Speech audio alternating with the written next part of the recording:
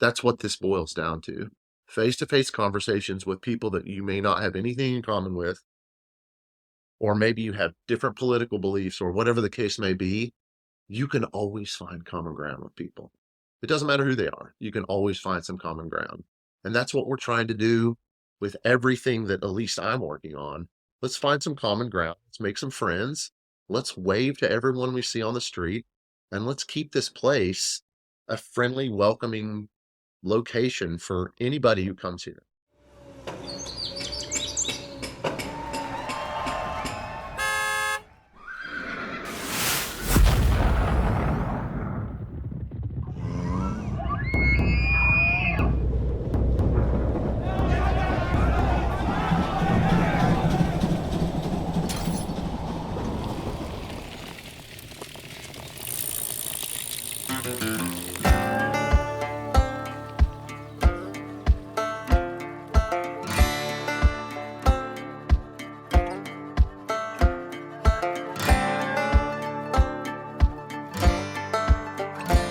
Well, you're listening to The Underview, an exploration in the shaping of our place.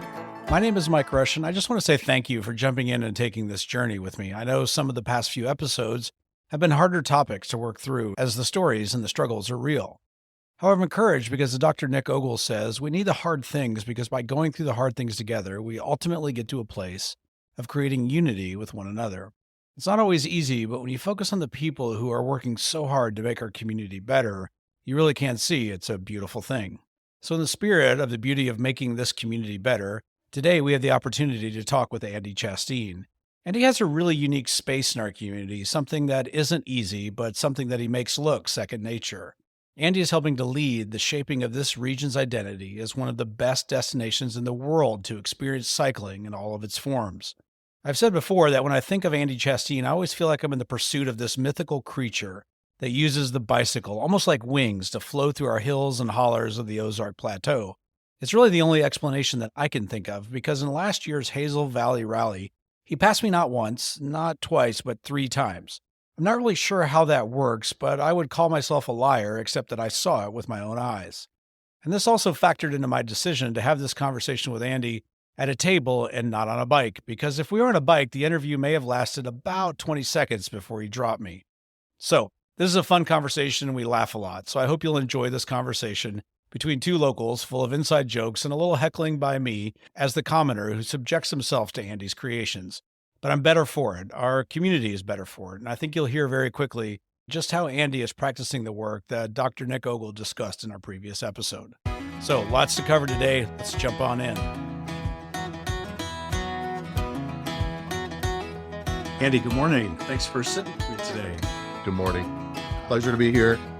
Been listening to you for a bit now, so Yeah, well, I'm excited. Yeah, it's only been out there for I know. It's been a short bit. Hey, thanks for grabbing the table with me. I really appreciate that. One of the things we're trying to dig into is how this place is formed and shaped. And I'm biased. I think the bicycle is one of those key components of reconnecting to a place. And you seem to be in the middle of that. I'd love to hear your story to the extent that you want to share it about who you are and maybe how you got to Northwest Arkansas. Yeah, I have a very long story, but I'll keep it as short as possible. I grew up in southern Missouri, a little town called Mountain Grove, across the border. Moved to Texas in the later years of high school. Went to college in Oklahoma City, played basketball in college, and got into rock climbing after college. A lot of different outdoor rec activities, trail running, and kind of backed into cycling. And then I over the years, I kind of evolved into running my own like consulting business and got into the bike industry through really creative originally shooting photos, things like that. And, you know, obviously Bentonville has grown to an epicenter of cycling culture and even business, if you will. And so I was drawn here through work originally. I had some clients here that I would visit. And quite honestly, I spent quite a bit of time here with work and kind of living in my Sprinter van. And so finally my wife and I decided to move here. So we've only been here for a few years, but permanently I've been coming here for a long time, and it feels like home just because of where I grew up. So that is a very short story of of kind of how I got into really the bike side of life. I try to kind of lead and ask people like, what does Arkansas mean to you? What does Bentonville mean to you these days? For me, especially Bentonville, I guess I'll go back. One of the other things that I was drawn to here in Bentonville was the friendly wave, was the walking down the sidewalk and the person that you're coming towards, they don't have their eyes down, ignoring you. They say hi. And so it feels like this, again, I grew up in a small town. And so things like that speak to me, like, your neighbors, the thing. And so other than the bike, the Bentonville, Northwest Arkansas area reminds me of when I was a kid, small town, and I love everything about that. So that's one of the things. And then obviously the outdoor natural beauty. I'm an outdoorsman. I love to spend every waking hour outside. And so the outdoor recreational opportunities here are second to none. So I'd say those three things. Yeah. Is this becoming home for you, or do you feel like it is home? The second we moved here, it was on. Yeah, yeah. I mean, I'd been coming here for work for so long. But my wife and I had quite a few friends here, and so it felt like home immediately. And I'd rather be nowhere else. That's for sure. One of the things I think is really interesting about you as you try to make this place home is you don't own a car. Is that correct? I do own a You do. company. Let me rephrase that then. I we have that is pretty funny because I'm never driving that car. So my wife and I have two cars, but those things just sit dormant. Yeah. We live, fairly close. So, the commute into town is pretty short, but we both have e-bikes and I prefer to live life like that. Even when the weather's bad, throw a rain jacket on. It's just easier and it feels better for me to be driving a bike. I think one of the things, Andy, that always makes me chuckle is, you describe yourself as a consultant. I know. I feel like I hate that word, but I don't know what else to call it, man. I always feel like when people talk about you, it's like you're this mythological creature, right? That like changes form and shape, and you don't own a car. There's all these legends around you, and all these kinds of things. That when you think about yourself and your role or your Yeah. necessarily occupation, but maybe the things that you do for passion. I've heard you say that you get paid to do the things that you would do Yeah. for free. What do you do? What is this I work? know. I know. It's complicated. I've had 1,000 jobs, per year for almost my whole life. And it really goes back to, that's funny. That word mythical creature sounds very weird to me, but I've just always, I'm a stubborn human. And so I decided a long time ago that I cared less about money and success, and I cared more about fulfillment and happiness in what I was doing every single day. And so I decided a long time ago that I would do everything on my own terms and do the things for work that I would do for free if I could. And so that's been my North Star, I would say for the last, 25 years or so. And it hasn't always panned out, let's just say, but on the financial side, right? It hasn't always done that, but I've always been a fulfilled, extremely happy person doing the things that I love every single day. I've never gotten up and said, man, I really want to go to work today. That's just not how I chose to live my life. And sometimes that really does mean at times, especially historically, cobbling a living together, right? I didn't come from means, let's say, in my childhood. And so a lot of that was cobbling a living together over the years. But what I've kind of found my stride, and I guess, you know, for lack of a better term, you asked what I do for a living. And like I said, it's a lot of things. I consult with bike brands, mostly on brand side. So helping a company decide, who are we? Who is our audience? Who do we want our audience to be? Where do we want to place ourselves in the market, right? So I do a lot of that work. I started really off as a photographer, so I still shoot photos sometimes. I've ran countless social media accounts for clients, and now I do a lot of the word consulting. I do consulting work, obviously, for the Runway Group, which is one of my huge passions. I love doing work for them, and so that's kind of where I'm at. I do, I co-run Rule of Three event with Lauren Pickman, and I founded a rock climbing festival back in 2006 out at Horseshoe Canyon Ranch. That's called 24 Hours of Horseshoe Hell. And so I've done, I still do 1,000 different things, and I love all of So I will say it's a lot of work, but maybe that's why people have a hard time understanding what I do, because I don't really throw a lot of that out there. I just do it. Maybe. I guess that's why. I don't know. I've had the chance to participate in some of the things that you've created, and there is something unique and special about them. And so I use that term mythological creature in jest, but I think it feels to me like it's a lot of what maybe is carried with just the passion and intention that you put into the things around you. And so I will notice that your website's called the Mullet Theory. Yeah. What's the theory? I'd love to know. Mullet theory is business in the front, party in the back. And so I really do feel like most businesses need to have a serious side and a playful side, right? I think that's important to the vast majority of businesses in the world. And so that's my mullet theory. It's pretty simple, quite honestly. You got to be serious at times. There's work to be done, right? But also there has to be plenty of play in life as well. You're involved in some really fun initiatives that are really shaping Northwest Arkansas. You've been a part of creating this cycling culture with initiatives like you mentioned, such as Rule of Three, Pause Gravel, the Arkansas Rural Recreational Roads. I mean, it's hard to argue that Northwest Arkansas is not a better place because of that cycling. And I see you really at the center of a lot of those conversations of pursuing what it looks like to build, cultivate, and grow a cycling community here. And I'm really curious, what drives that at its core? I think at its core is I'm a people person. I love humans. I love people. I'm extroverted.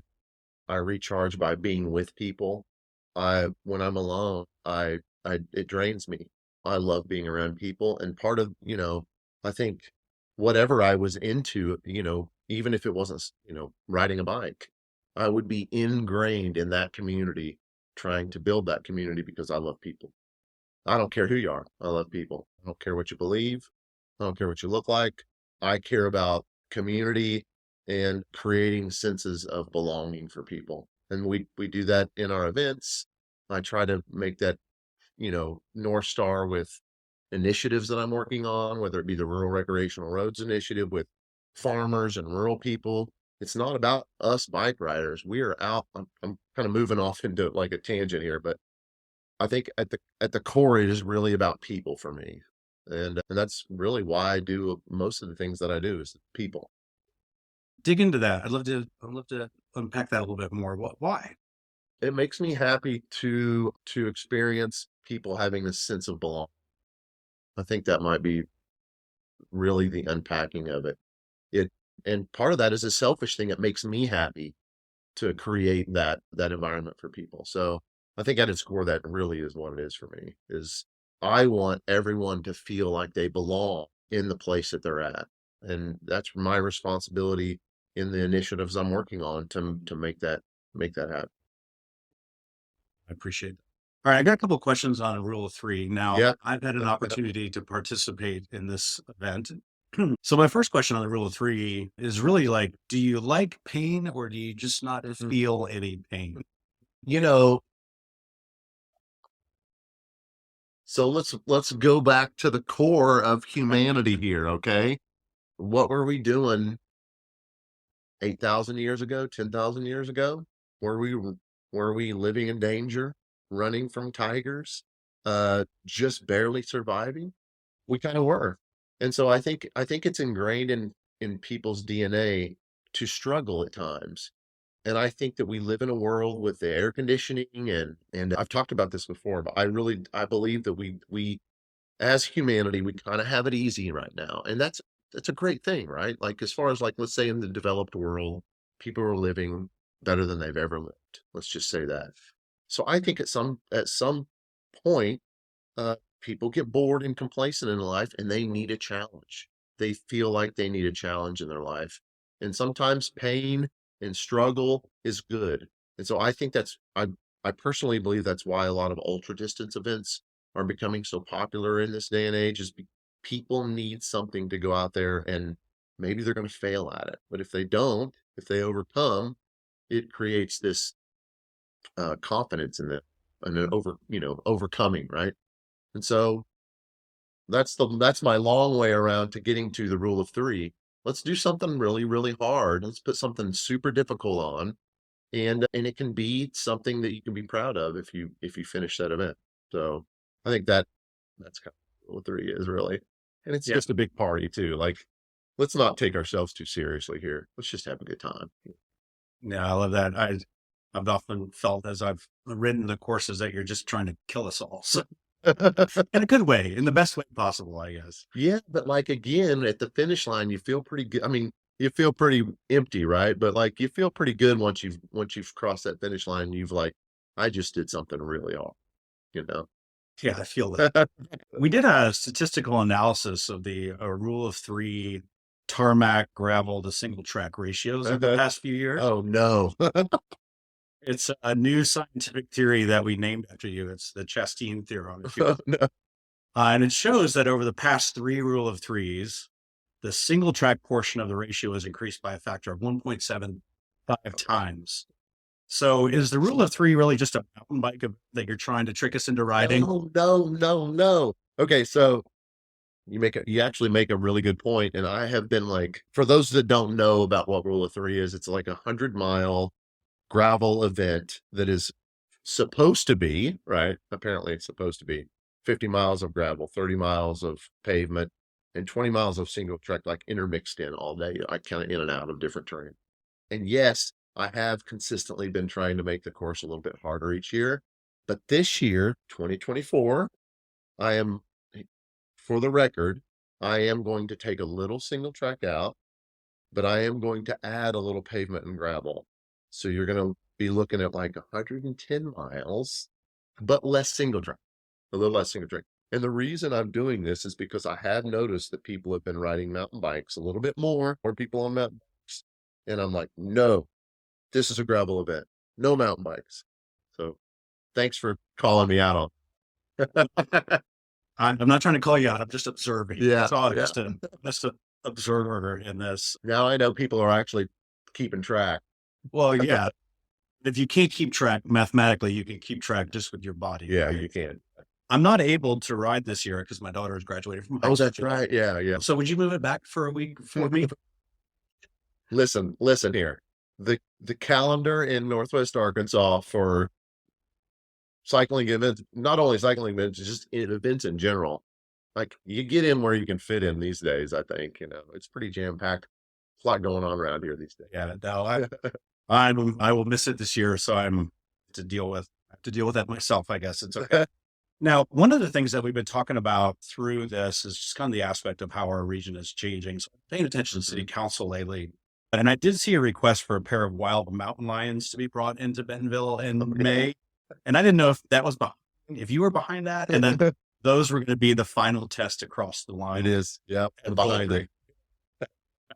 Every year's rule of three, we have a tendency to kind of go up to the northeast, if you will. Do you have any plans for going in the other directions? Maybe out west? I hear it's flatter. Yeah.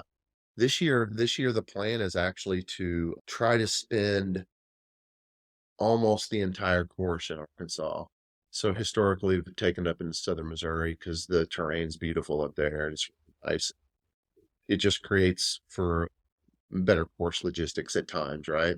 But this year, I'm going to try to keep it in Arkansas. It, if not 100%, almost 100%. And the reason being is because we have this really amazing palette of gravel roads, so we can change the course every year. And so let's do something different this year. So really the kind of idea, what I'm hoping to do is head out east first, come back through Pea Ridge, hit some of the single track, then out west through like Sulphur Springs and that type of area. So I'm looking at that type of course now and then coming back, grab it kind of right realm. And maybe even partner with some of these towns for aid stations, and let's put some eyes on some of these small towns, and maybe they can eventually gain some economic impact from, tourism maybe day. And that's the long lens, right? It's not going to happen, right? But No, I love that. I think Sulphur Springs area when you go to the Northwest, it's just beautiful. riding is amazing up here. Beautiful. Yeah. Um, Yeah. I'm tempted to ask what's ahead for the rule of three, but I feel like when I do that, it kind of brings this connotation that where we are today needs to evolve or that it's Yeah. not arrived yet. And I also feel like in thinking that I really wouldn't understand the rule of three if I asked that question. And so I think my question is really rooted in this. How do you keep it from changing? How do you keep it true to where it started? Well, one thing that Laura and I do to keep it from changing is to not give in to the temptation to let more people in. We have 1,500 people right now, and that is it's a fairly even mix between the 50 milers and the 100 milers. And so it keeps from clogging up our local roads with that number. And then it also allows us to put on a quality event without it getting too big for us. Lauren and I, this is not our full-time jobs. We just do this for fun. And so we can't let 3,000 people in and it still be a for fun, hobby job. And so the whole idea is to resist that temptation to let more people in to make more money on it. Who cares about that, right? Let's create a great experience for people. And, I've always said with 3,000 people, you cross that finish line and there's that many people there eating and drinking and hanging out. You feel like you're lost in a crowd. But with 1,500 people, there's the possibility that you cross that finish line and you feel like you know everyone there. Even if you don't, you feel like you do. It's that smaller, more intimate size. And yes, 1,500 is a lot of people, but it's still not at that ginormous, huge event level. And that's how we resist the temptation to change. And quite honestly, I don't want the rule of three to change. I want rule of three ethos to stay the same. Affordable entry fees, no cash sponsorships. If you want to sponsor the event, come and create value for the people there. Don't give us money. And so these are like the rules that we've put in place. And I say these publicly a lot for accountability purposes, really, because I'm trying to brag or whatever. It keeps Lauren and I accountable so that we keep that event ethos in perpetuity. One of the things I've also heard you talk about is how maybe what rule of three becomes is the ability for people to take this idea and do it in their own communities as Yeah. well too. How does someone start? If I live far away from Arkansas, Mm. I only get to come to this event once a year. What can I do to carry that ethos or that idea, with me into my own communities? Yeah, a rule of three for me is not the event. A rule of three is the style of ride that you're going out to do that day, and you're hitting all the terrains on a gravel bike is essentially the idea. And so wherever you live, as a matter of fact, wherever I go, if I'm out traveling or on work, I try my best to do a rule of three ride everywhere I go. And it's looking up single track trails in that area on whatever, Trail Forks or, mountain bike project or whatever it is. And then trying to sprinkle in gravel roads and some pavement and just do a multi-surface ride wherever I'm at. So I think that's really the idea behind rule of three is let's for me, it's by far the most fun way of riding a bicycle out there. So why wouldn't we spread that love everywhere? You know, you don't have to come and do rule of three to do rule of threes where you live. I appreciate the spirit behind just asking people to take it and make it their own and to make that part of their communities. Yeah. Uh, Yeah. We actually went up. There's an event called Core 4 up in Iowa. And I went up there and I wouldn't say that I taught them how to put on an event because what do I know? Right. Like we're just winging it here, down here with rule of three. But I went up there and we talked about ethos. We talked about, hey, single track gravel pavement. They have B roads out there that are really cool to go through, like farmers, cornfields and stuff. So they added those in. So they were able to put together a, quote unquote rule of three style event, but add their own flair to it. Applaud that. They should do that. The more people out there doing rule of three style events, they don't have to call them rule of three. I don't care, but do them because they're the most fun.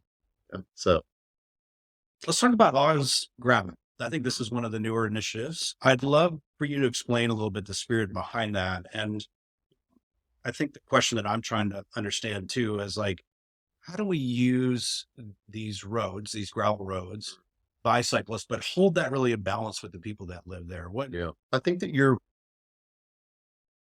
Let me rephrase what you just asked me because please, I'd really I know you're probably wanting to eventually get to rural recreational I do. roads as well, Yeah. but let me juxtapose those two different initiatives together because I think talking about them both in the same conversation is probably more. Let's do it. So really, let's start with rural recreational roads, and I know you probably want to deep dive into that because that's a really meaningful initiative, right? Rural recreational roads is the routes out there on the roads.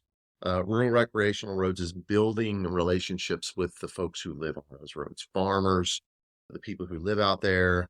And also, let's not forget, there's other ways to enjoy those roads, whether it be, people horseback ride on those gravel roads, people run on those roads. So it was really built to be a almost like a we really wanted to preserve the rural experience. Let's just say that. The Rural Recreational Roads Initiative is let's preserve the rural experience, whether on the recreational side, whether it be, cycling, running, horseback riding, whatever recreational activity that folks do on those roads.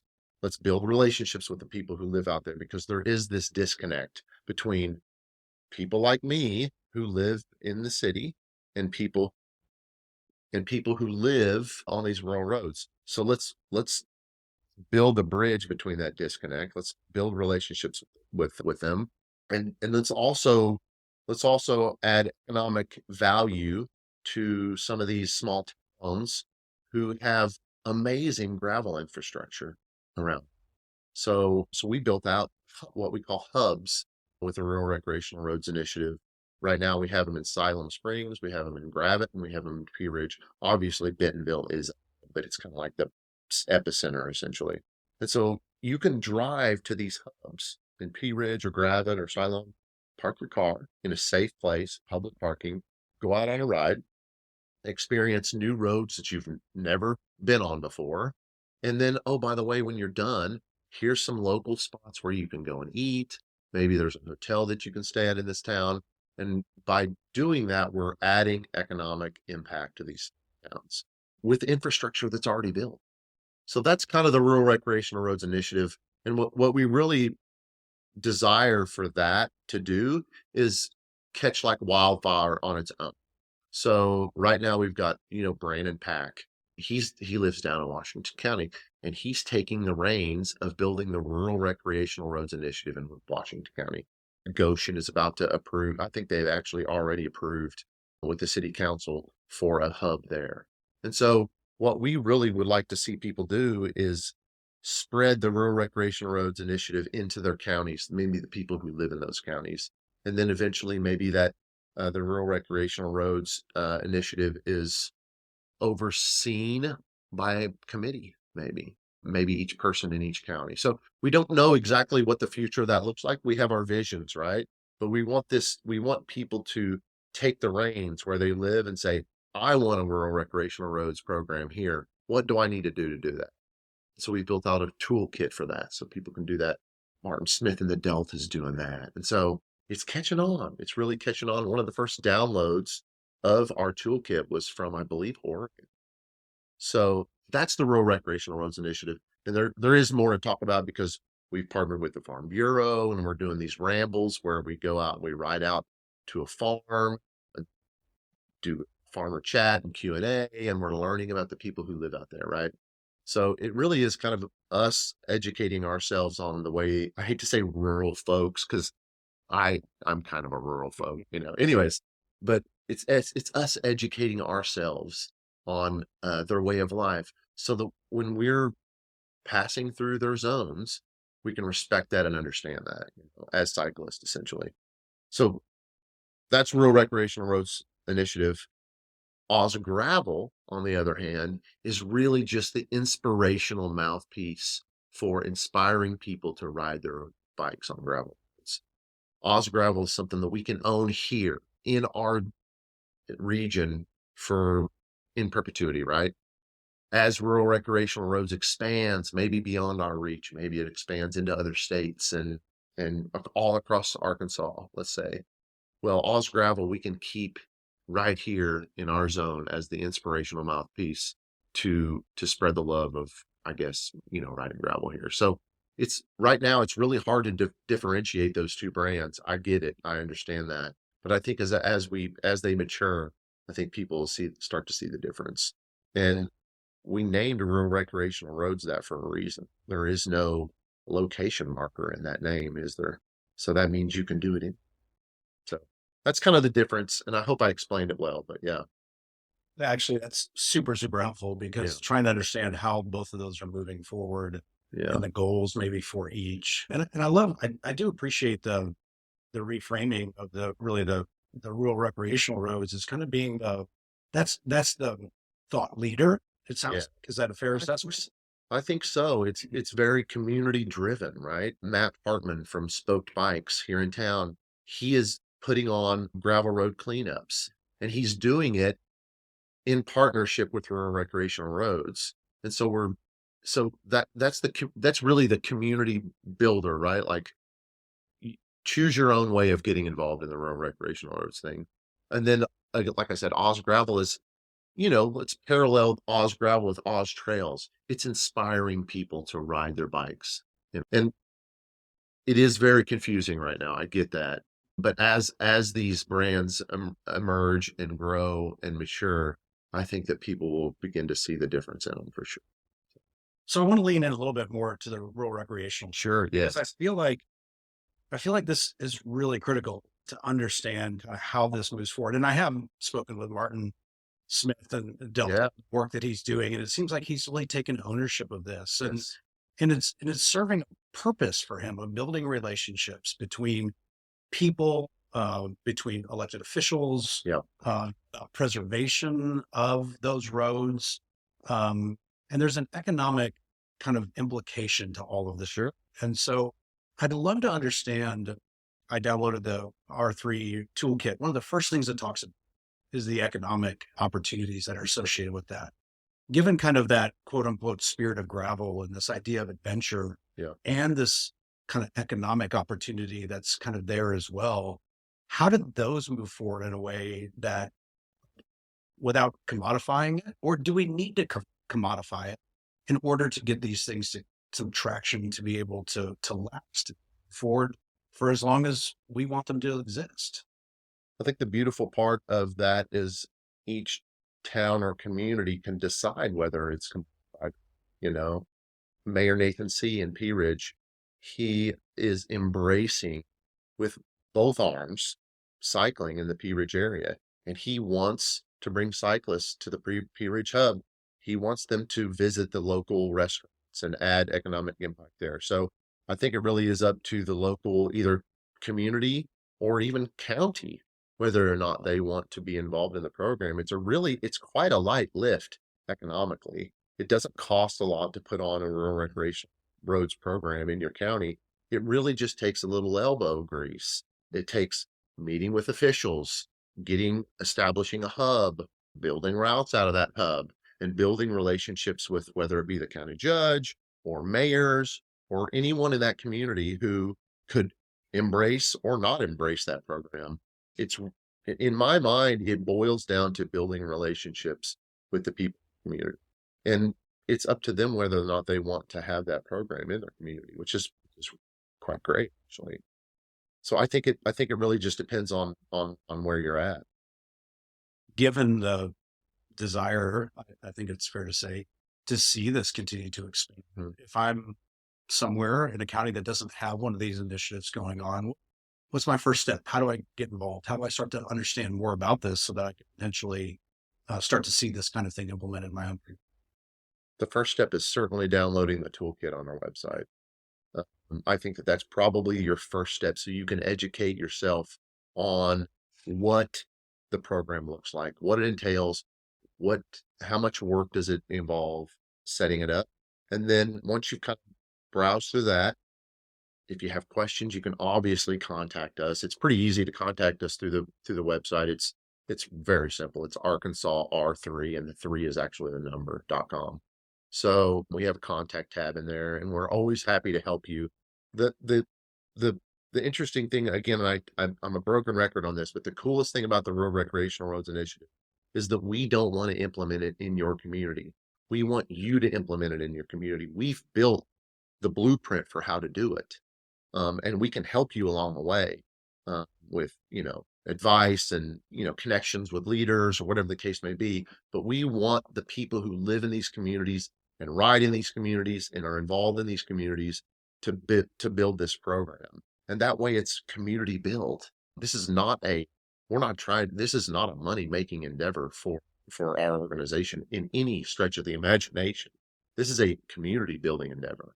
So Do you, as you think through your experience on the R3 side, do you have a favorite story comes to mind? yes, and I apologize if anyone has ever heard this story because I have told it before, but I'll never forget when we were first working this program out. We had a meeting with some farmers in Benton County, and it was really just it was with the Farm Bureau. They invited some local farmers in, and the whole conversation was going to be centered around, okay, how can we like coexist isn't the right word, but how can we like get along real nicely on these dirt roads? There's these weirdos in Lycra riding their bikes down these gravel roads. It looks weird. And then it's like, well, we're riding, these are public roads. It's like some cyclists are like, well, these public roads we have, so how can we like build a bridge between these two quite different, types of cultures, right? And so I went into this meeting thinking this is my perfect opportunity to educate these farmers on us. And, we're just passing through. We love the beauty for the same reason that, you love it. It's, beautiful area, whatever. Anyway, so I had this, my hubris was like on high levels here, I was like, well, this was my perfect opportunity. And I left that meeting thinking, you know what? We should be educating ourselves as cyclists on these people's way of life. They live on, this is their zone. This is where they live. And I'll never forget that was the meeting that changed my entire mindset behind the program. We need to know and educate these ourselves on how these people live their lives. Like one of the farmers, I'll never forget, one of the farmers told this story of having animal control called on them by a cyclist years ago. This was years ago. Because they're dairy farmers and they're, as you probably know, dairy cattle carry their weight differently than beef cattle do. And so this cyclist thought that they were neglecting their cattle. So they called animal control on them, and all ended up well in the end because animal control came out and they're like, no, this is a normal looking, but it was just this interesting, like, well, we could have avoided that if our cyclists would have known just a little bit about the rural way of life or farming or whatever. So a lot of these rides that we're doing are is our way of educating our cyclists on rural living, farming in the area, so that we know and we can respect the way these people live, and we can pass through almost unnoticed, right? Except for wave at everybody. you know. So yeah, I think that's the best story I have, and that was really a turning point for my mindset, and it really, I was quite embarrassed at my arrogance going into that meeting. I left very humbled that meeting for sure. And it was really cool because it was the start of some really meaningful relationships with the farmers that we still talk to this day. Yeah. I really appreciate perspective. What do you think we as cyclists have to learn from those spaces? Well, I think there's a myriad of specific lessons to be learned, but if I was going to say one thing, it would just be respect. you know, Again, I've already said this, but you know, we are a weird alien looking group of people that a lot of these people, that live out there, it's still new to them. You know, we wear tight pants and we're flying by on, with flashy clothing on and bright, colors and whatever. And so they think we're weird, and maybe we are.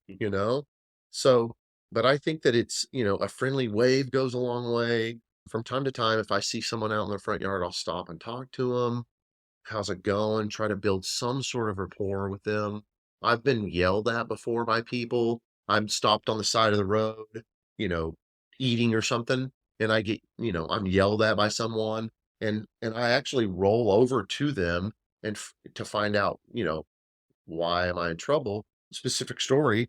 Well, I was getting yelled at by a guy this was maybe a year ago. And I went over to talk to him and he was like, I don't want you guys throwing your wrapper, your trash out into you know, into my cow. I don't want my cows eating your trash, whatever. And I got to chatting with him. And 20 minutes later, I was rolling away and he was saying, you tell all your cycling friends the next time they're by here, if they're thirsty, they can ride their bikes down my driveway. The spigot's right here. You tell everybody. They're welcome to use it anytime they want to. And it really is about face-to-face conversations with people. He hated me until I went over and talked to him for 20 minutes. And now he's my friend. I wave every time I pass by there and he's outside, and we know each other, and we would have never gotten that if I wouldn't have just had a conversation with the guy, And I think that I'm running on a tangent here, but this is really what we're talking about and what you probably talk about every single one of your podcasts. That's what this boils down to. Face-to-face conversations with people that you may not have anything in common with, or maybe you have different political beliefs or whatever the case may be. You can always find common ground with people. It doesn't matter who they are. You can always find some common ground. And that's what we're trying to do with everything that at least I'm working on. Let's find some common ground. Let's make some friends.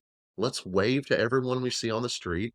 And let's keep this place a friendly, welcoming location for anybody who comes here. Yeah, I mean, Andy, I feel like I just should ask you to keep talking for 5 more minutes because I'm biased and I absolutely agree with you. Yeah. To me, as I hear you talk through some of these things, to me, this is what sets the course of a community. This is what sets the course of a culture. This is what sets the course of how we make a decision collectively about how our communities move forward. And I'm really curious, like, how do you view the cycling community's ability to do that, or role to do that, or responsibility to do that kind of moving forward for Northwest Arkansas? In a variety of ways, giving back to the community. With Rule of Three, we put on an event where it's a fundraiser for Pedal It Forward, who gives bikes away to underprivileged people. And so I think giving back is highly important. If I'm being quite honest, let's just be honest for a second. The cycling community in Northwest Arkansas is spoiled. We all are. We have it amazing. I'm not sure there's a community in this country that has it as good as we do. And we've gotten a little spoiled, all me included. But I think giving back is a way that we can unspoil ourselves, right? And do something meaningful. So I think giving back is certainly one of those things. Being friendly and courteous is another way that I think is we can move this community forward. One thing that, obviously I'm not a local. I feel like a local, but I'm not a local. One thing that I am like somewhat concerned about as the place grows is losing its friendliness. So what's the answer to that? In my mind, the simplest thing, and I've talked about this before, is a wave. Wave to everyone you see. Wave at cars. Wave at cyclists. Wave at pedestrians on the street. Anybody you come across, wave to them. That is the universal sign of I'm friendly. And so I think the cycling community is like trying to like pound into our brains, like, let's just wave at everybody. We're not too good to wave at everyone we see out on the street. And so friendliness and respect obviously is another really nice way to move things forward. Things that we can actually do, right? Like on a solo level, like each human.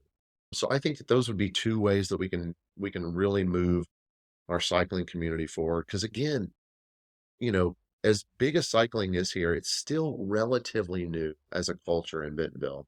And so there's motorists who don't like to see us on the streets, but they can't be too mad if you're waving at them. You know what I mean? And I'm not talking about the middle finger wave. I'm talking about a 5-finger friendly wave, So there are plenty of ways that the cycling community can help move this place forward. And I think it's volunteering, it's giving back, it's gravel road cleanups, it's waving at people, it's being respectful out of, let's obey the laws of the road. Let's not blow through stop signs and have people, I like to say at the beginning of events when I'm talking in front of the crowd, I like to say, listen, your behavior affects the way people see me because people see cyclists, all of us the same. So if you, Mike, are out there flipping people off that are buzzing you, let's just say a car buzzes you and too close and it makes you mad. If you flip that car off, the next time that car sees me on the road, they associate you with me. And even though I'm friendly and I'm going to be courteous to that person, they see your middle finger in me. And so what I try to tell cyclists a lot, and like, I'm not perfect, right? But like, I try to be friendly even to the people who are friendly to me because I am a representative of every person who rides a bike in this town or in this region, whether I want to be or not. And so are you, Mike. All of us are. So the way we behave is very, it affects everyone else. I feel like, Andy, all of a sudden our conversation switched and now you're my gravel cycling therapist.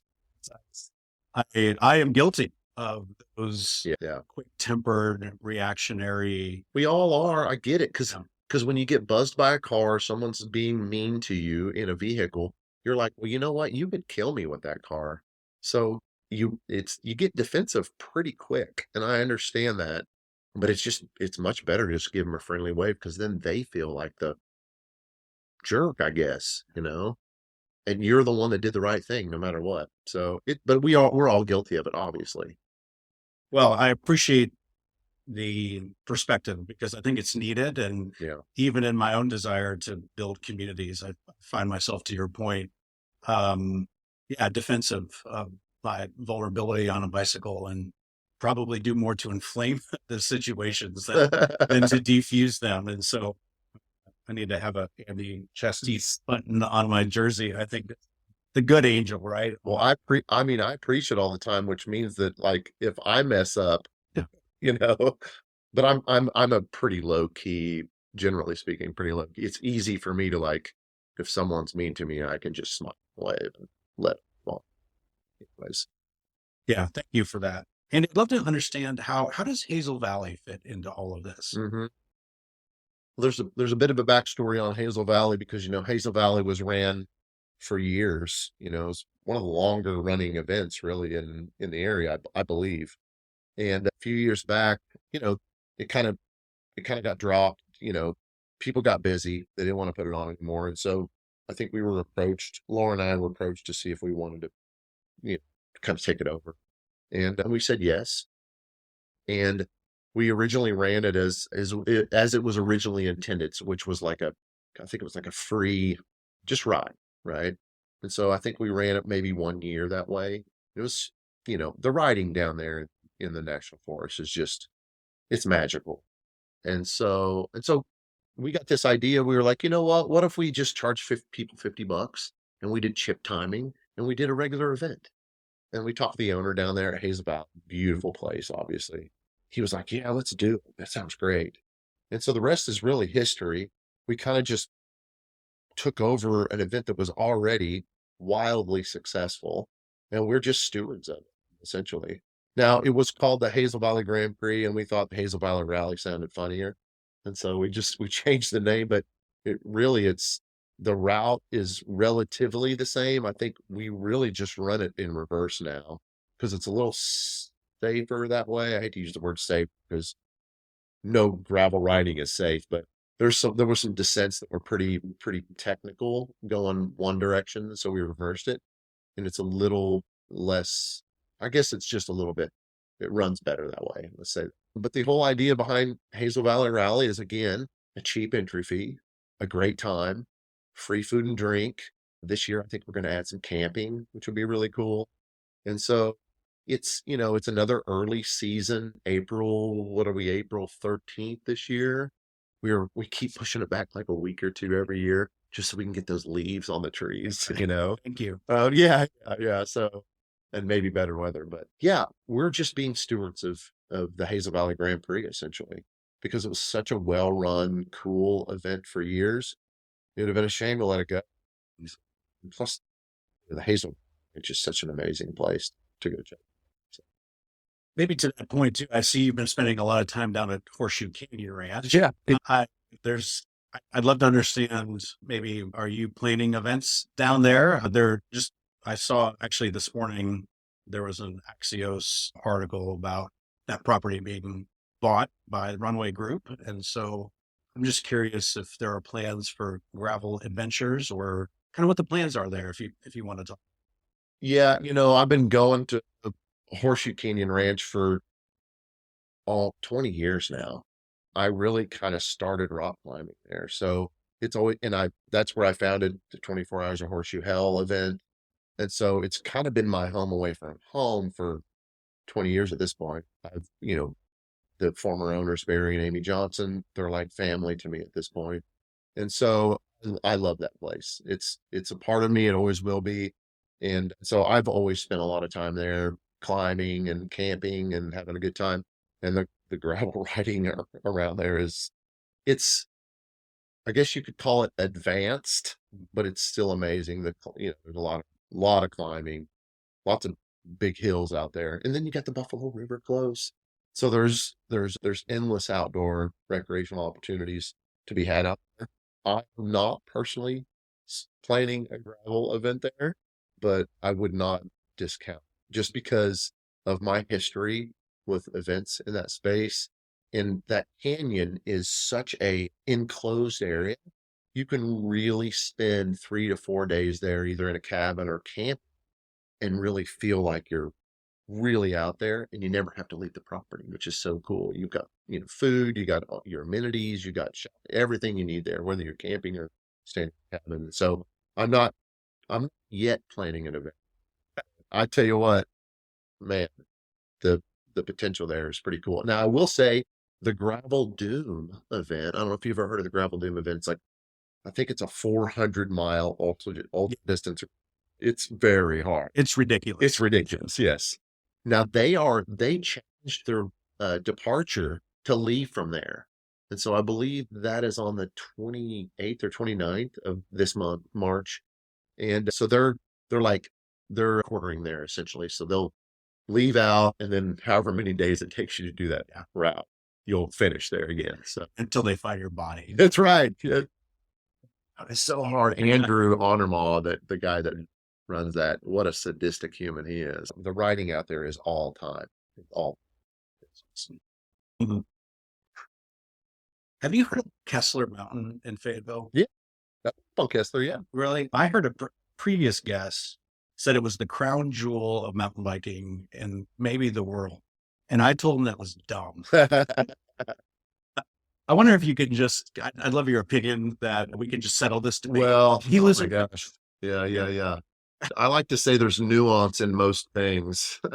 So, I mean, I would not tend to agree with that, but I would also say that Kessler's not too bad either. Yeah. I think it's pretty good writing, but it depends on what you like, right? Like, Yeah, I'm putting you in a position to answer a question that I'm obviously, and I'm giving the politician answer. That's what I'm doing.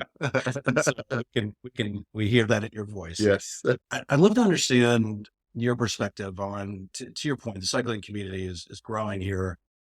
Love your thoughts on kind of how we grow the accessibility and diversity of the cycling community. There seems to be some, I say, challenges, but how do we think about that? Can we think about that differently in a way that allows more people, more accessibility, more diversity within within that space? That's a, that's a, I would say that's a great question. And I'd say that I'm not exactly sure what the full answer to that is, but I have thoughts on it. I think that obviously you have to, on the accessibility side, you have to make sure that people have the access to, let's say, get on a bike or get a bike, or at least have the opportunity to try one out to see if they even like it. I don't think we need to make people be into bikes. there's plenty of other things to do here, right? Paddling, there's rock climbing, there's hiking, there's almost any kind of outdoor recreation that you can imagine is that we have here, and it's really good. I don't think that we should try to make people ride bikes, but I think we should give them the opportunity to try them to see if they like them. And then once that's established, whether they do have an interest in that or not, I think we have to figure out a way to make those bikes accessible to purchase or earn maybe in some way. And that's why we at Rule of Three we support Pedal It Forward so heavily, is because they are actually doing things. They are doing things to get people on bikes. I grow extremely tired of people talking about things. I would rather us do it. So that's why I am so supportive of what Kenny does over there at Pedal It Forward. And I know there's many other, I'm not discounting anyone else, but they are actually getting people on bikes. They're giving people bikes, their own bikes. They're educating people. And so I think that that's certainly one way that we have to do better. And I don't know what the answers are on that, but I think that we can do better in getting people the opportunity to, let's just say, get on a bike and try it and Pedal It Forward. I'm sorry, People for Bikes. They're doing Intro to Ride series. So they're getting people who have never ridden bikes and teaching them how to ride bikes to see if they even like it. Maybe they won't, but maybe you'll make lifelong bike riders out of that. And so there's a lot of organizations in town who are doing amazing work. And I'm not discounting anyone else who's doing amazing work. Those are just a couple of the ones that are really doing things. And I go back to, again, stop talking about it, stop saying about it, stop signaling to people that you want to do things, and let's just do it. Just do it, you know? What's your favorite place to run in Northwest Arkansas? Ooh, well, my favorite ride is a Rule of Three ride, Well, right? So yeah, currently, I will say currently, the Rule of 399 that we did back in February. the mountain bike race we did. I will say, I will say that the 39-mile route that we had available for that event is currently my favorite route out there, because you get to leave town on the gravel connectors, right? We've got all these Oz gravel connectors that we've envisioned. And that's something that I actually do kind of want to talk about, is connectivity, Please. here. But so that route is really cool because you get to leave town on gravel connectors, which allows you to stay off of busy paved roads. And then you're out in the country, and then you're kind of going up, you roll up in between Pea Ridge and Bella Vista, and then you're back into those B roads, which is probably what you're thinking about for the mountain bike ride. Which, some of those B roads back in there, they're very unmaintained, but it almost feels like you got this mile to a mile and a half of what I would consider almost feels like World Cup cyclocross course, because you're like these really off camber steep banks that you're kind of riding along, and then you're really steep inclines for really, really short amount of time, then steep decline real quick. And so you're like fully in it. And then you got some single track, and then you get for a second, you get like relieved with some pavement. Right as you're like at your limit, you're like, oh, pavement, sweet. Literally a second. Yeah, yeah. And then you're back on single track. I did put a lot of single track in that route. So that people, Rule of 399 is a perfect practice for people. So that's currently my favorite route right now, the 39-mile Rule of 399, 2024. I can't remember the name of it, but it's on Ride with GPS, but that's my favorite right now. Well, I love that answer on the route. We'll make that the episode route for that. Yeah. I do. One of members of the groups that I ride with asked if you were aware there was such thing as called an A road. Are you familiar with what the An A road to me is a paved road, and that's boring. thank you? And you talk real quick about the connectivity aspects. You're working with some great gravel connectors that are linking key trail systems together. I'd love to understand how that works. Yeah, so connectivity has been at the forefront of our minds with, Gary Vernon, trail development, gravel connectors. It really is. I think it's one thing that will set our community apart from other, let's say, cycling centric communities, is if you live in a neighborhood and you can ride right out of your neighborhood on a single track, that's connectivity, right? You don't have to ride on busy paved roads to get where you want to go. You don't have to get in your car and drive to the trailhead. Like connectivity in my mind is really key to building a robust, let's say, cycling centric community. And so one thing that we've been really focused on lately is connectivity here. And that's with mountain bike and with travel. So obviously Gary Vernon, whatever you want to call him, he's got many names. Some of them aren't great, Gary. No, I'm just kidding. Anyways, Gary's kind of like he's the mountain bike, guy. And so Gary and I have been working a lot pretty closely on connectors. And so my vision on the gravel side is so as this place grows, the footprint of Northwest Arkansas is going to grow. How do we protect and preserve ways in and out of town for gravel cyclists, so that they can have a nice experience? They don't have to worry about traffic, as traffic will continue to grow, as we know, and those are different conversations for another time. But we do know that traffic will grow. We do know that maybe some gravel roads will get paved. Those are some things that we can't control. So, but what can we control right now? We can control building private gravel connectors to preserve the gravel experience here in Northwest Arkansas in perpetuity, quite honestly. And so if you're thinking 20 years down the road, do we still want to be able to call ourselves one of the best places in the United States to ride gravel? Not only gravel, but also let's say mountain bike too. Well, if we want to do that, we're going to have to make sure that we have really nice connectivity here, so people can get where they want to go without having to be terrified of traffic. And so we've been focused heavily on that for the last year, and we're still going to continue to look at that and see where can we connect and build great experiences, but also safer experiences and things that are just more enjoyable for people. So that's kind of where we've been on the connectivity. And we have built some really cool Oz Gravel branded connectors. And one of the cool things in working with Vernon on this is it's allowed us to, like, for example, let's call out the A to J gravel connect just finished. That's our newest one. So that gets you as a gravel cyclist from A Street up to J without having to ride on the busy J Street pavement. But what else does that do? That allows a mountain biker who wants to ride their bike over to Handcut Hollow a connector to get over there too. So we're also looking at, okay, how can some of these gravel connectors double for mountain bikers to get where they want to go too? So we're looking at that as well. We're trying to look at it through all these different lenses, create the best experience possible. I love that, and I'm biased. I mean, the characters I think have been transformational in thinking about routes and connecting between different trail systems, and just it's opened up a whole lot more, yeah, options as far as how we think about safely navigating to those spaces, and they're fun too. Yeah. They are fun Yeah. to ride.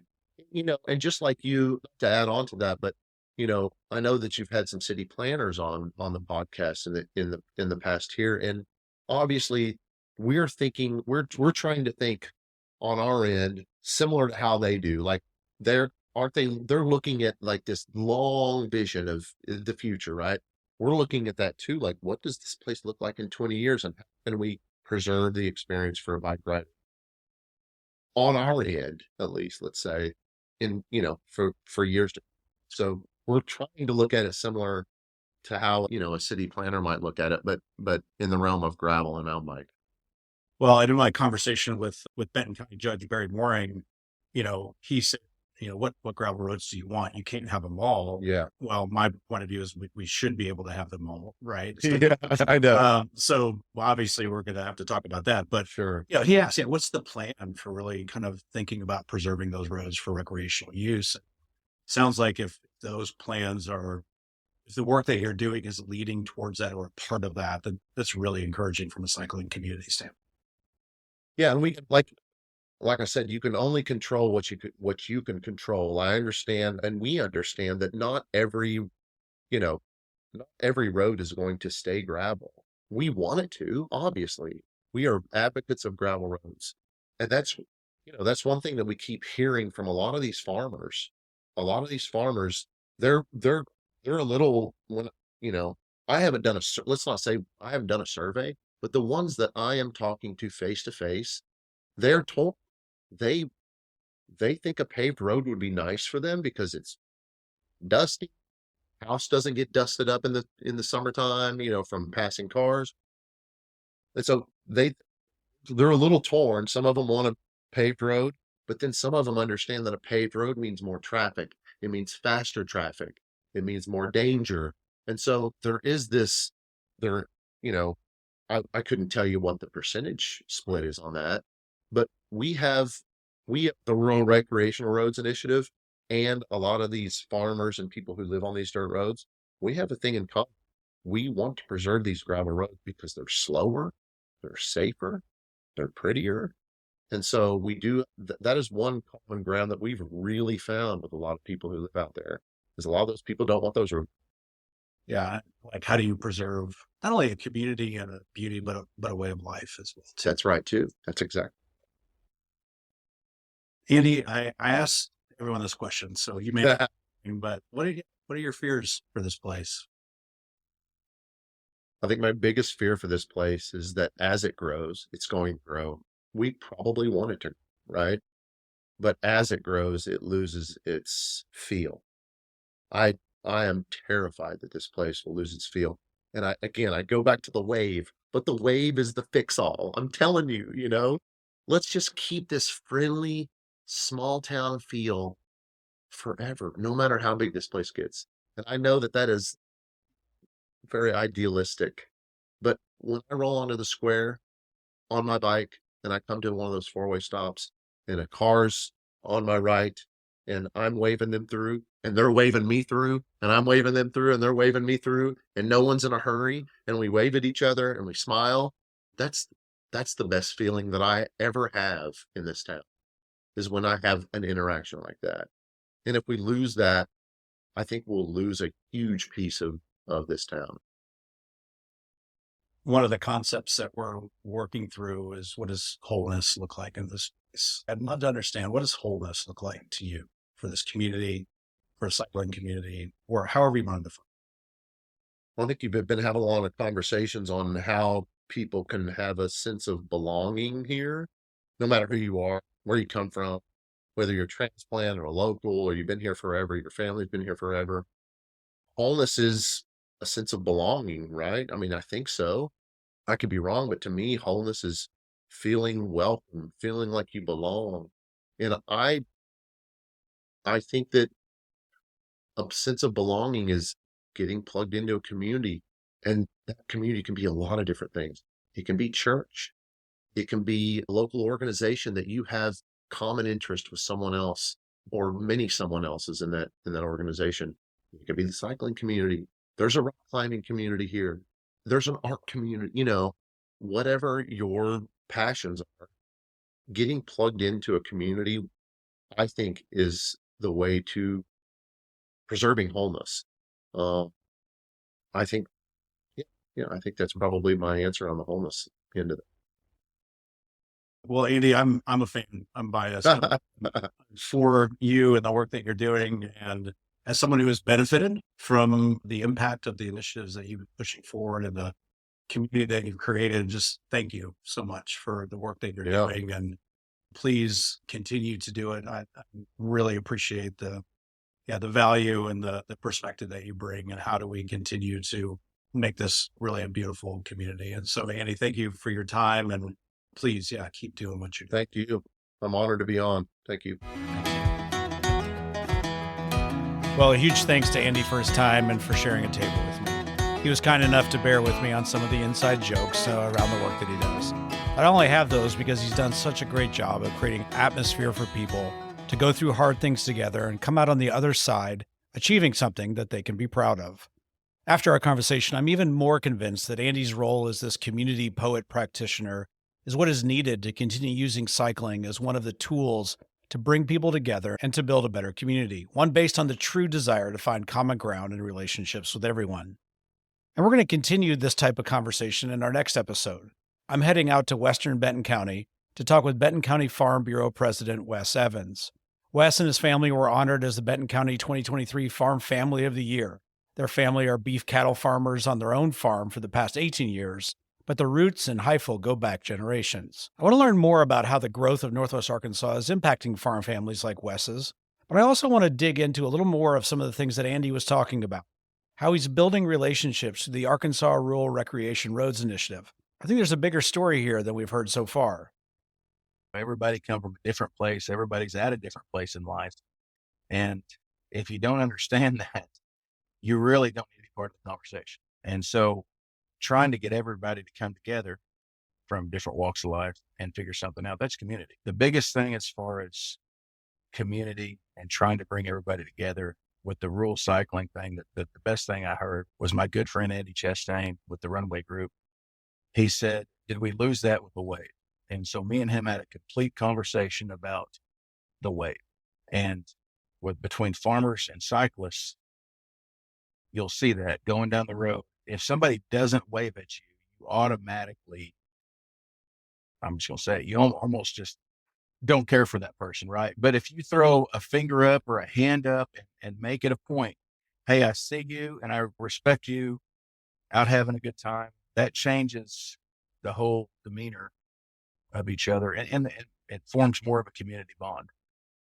So I look forward to sharing this conversation. Wes loaded me up in his diesel truck and gave me a personal tour of his neighborhood. It's a big neighborhood. And he's explaining to me as we drive how all of this change is happening right before his eyes. So our route for this episode, well, if I'm honest, it's caused me a lot of pain. But it's also a rule of three route that Andy says is his favorite. So, despite the pain, I would say it is a tremendous route, and I think you're going to love it. I loved it. It just hurt a little bit. And as we close today, I'm going to leave you with some music from a little while ago, like 1975. It's with Glenn Campbell, the American country singer who was born and is now buried in Billstown, Arkansas. For those of you that don't know, Billstown is east of Pisgah, which is south of Delight, Arkansas, or it's about halfway between Hot Springs Village and Texarkana. And I'm sure you know Glenn Campbell's famous song, Rhinestone Cowboy. I don't know, somehow, someday, I just expect Andy to ride into a vent in rhinestones. So maybe this is just a little inspiration. And for those of you on Spotify, you'll roll right into the music. If not, go to the episode webpage and you'll find links to all the great music.